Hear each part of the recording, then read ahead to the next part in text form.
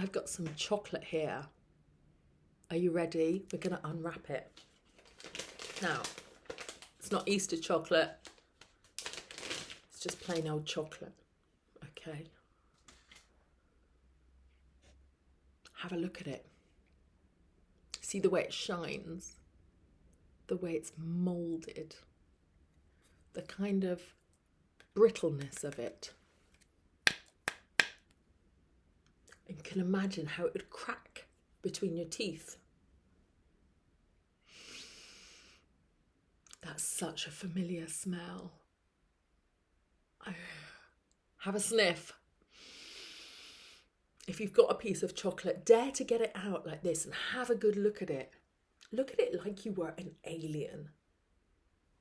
Look at the branding on it. You can feel that with your fingertips.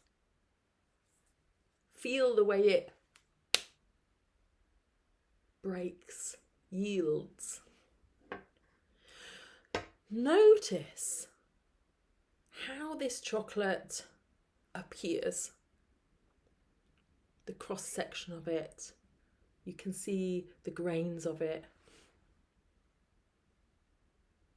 Maybe you'd like to touch it to your cheek. This one's straight out of the fridge, so it's got a temperature.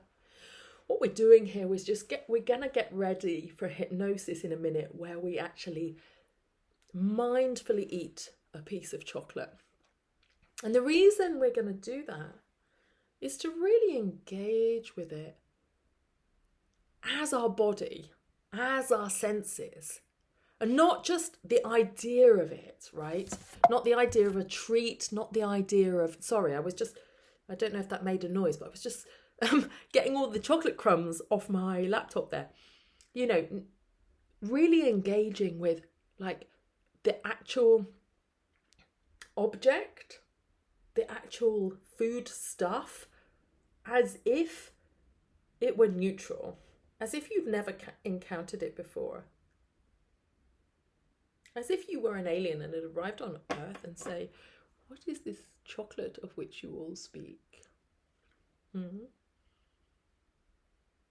I'm looking at the colour of it.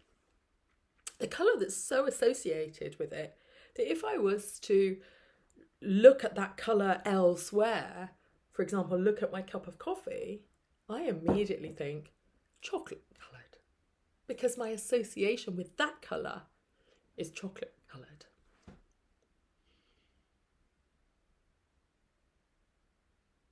You might like to just allow all of your associations with that chocolate to come up.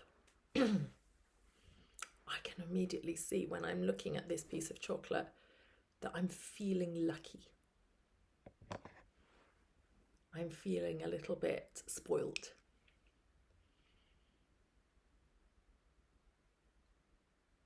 I'm feeling like this moment is a bit special in some way.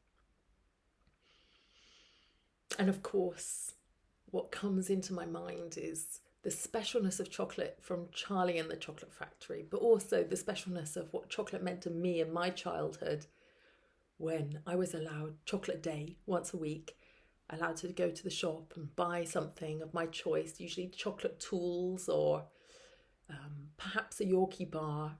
I was never allowed to buy something caramelly or sort of candy-ish, just chocolate.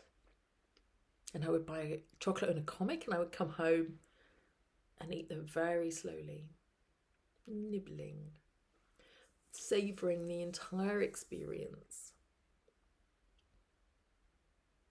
How often now do you really savour the full experience of chocolate as if it's really worth getting present for? When actually it's so easy to let the shame and the self-judgment that's almost there preemptively make you eat it quickly, slightly trying to run it under your own radar, out of your consciousness. Get it over with, get it out the way. Or get it done before you've really become conscious, so that you're kind of eating it behind your own back.